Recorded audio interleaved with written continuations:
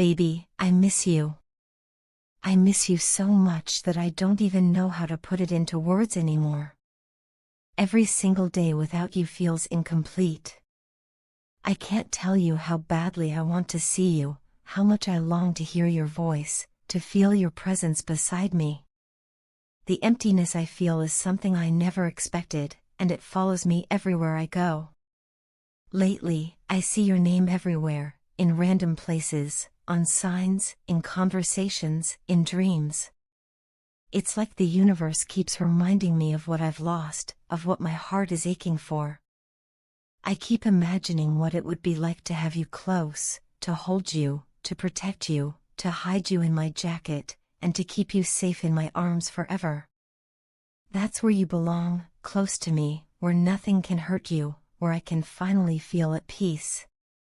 But instead, I'm left pretending. I'm pretending to be okay with everything that's happening, pretending that life is going on and that I'm unaffected.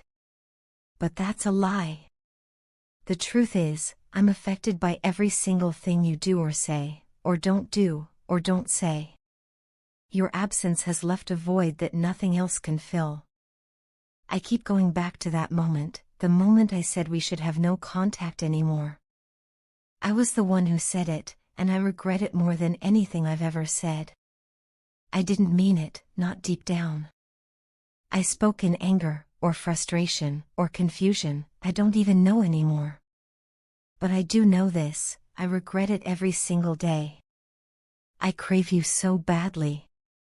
I crave your smile, your kindness, your warmth.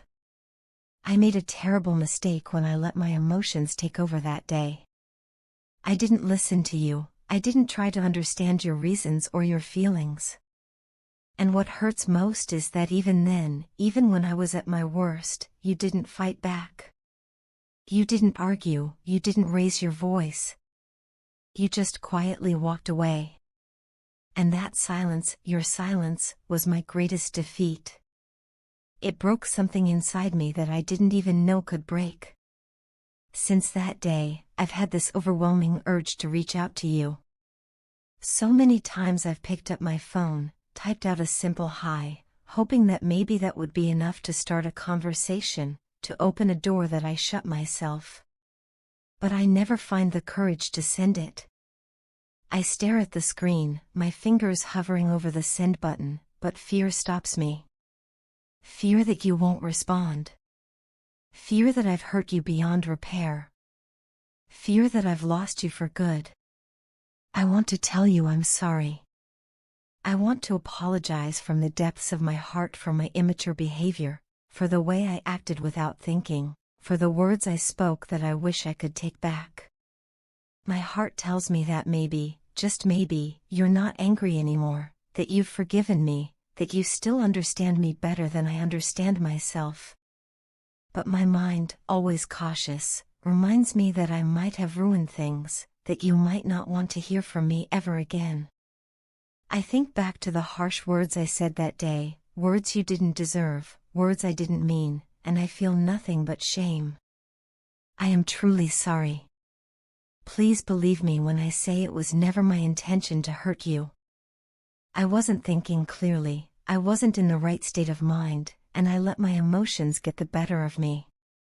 All I'm asking for is a chance to show you how much you mean to me, a chance to prove that this connection we have is worth fighting for, worth saving.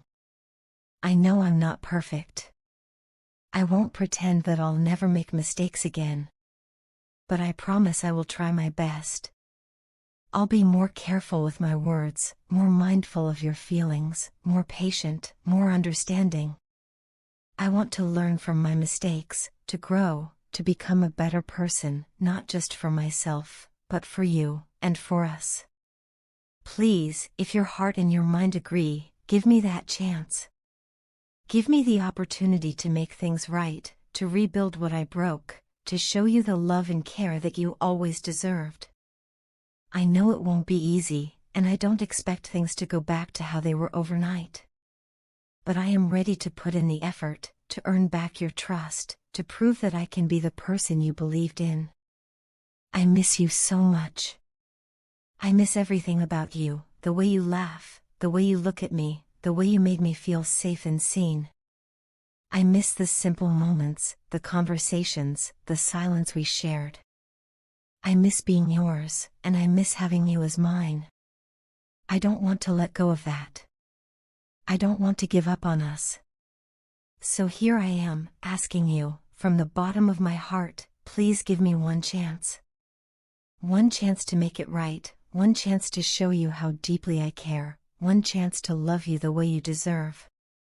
My dear, every person on this earth experiences bad days, days when frustration builds up inside them, when anger flares, when hopelessness creeps in, and when sadness weighs heavily on their heart. No one is exempt from such moments. Sometimes, during these difficult times, people choose to stay quiet. They withdraw, not because they are weak, but because they need space to think, to reflect, and to gather strength. At times, they may simply want to be alone, not to distance themselves from the world, but to reconsider their thoughts and find clarity within their minds. Life, as we all know, is certainly not a bed of roses for anyone. No matter how perfect someone's life may appear from the outside, they too are facing challenges, struggles, and battles that we might not see or understand. Every single person we meet is dealing with something. It could be a problem that seems trivial to us, or something so big that it feels impossible for them to bear. The truth is, what may appear small or insignificant to one person can feel like a mountain to climb for someone else. Our lives, circumstances, and emotional capacities are different, so it is unfair to judge how someone reacts to their difficulties. One person's burden may seem light to us, but for them, it could be a heavy weight they carry each day. We may not understand their problem, and we might even think they are overreacting, but it is important to remember that everyone's situation, feelings, and reactions are unique. In such moments, what people need most is not criticism, taunts, or harsh judgment. What they truly need is compassion, understanding, and a gentle word. A little kindness can go a long way. My dear, every human being on this planet is striving to do their best.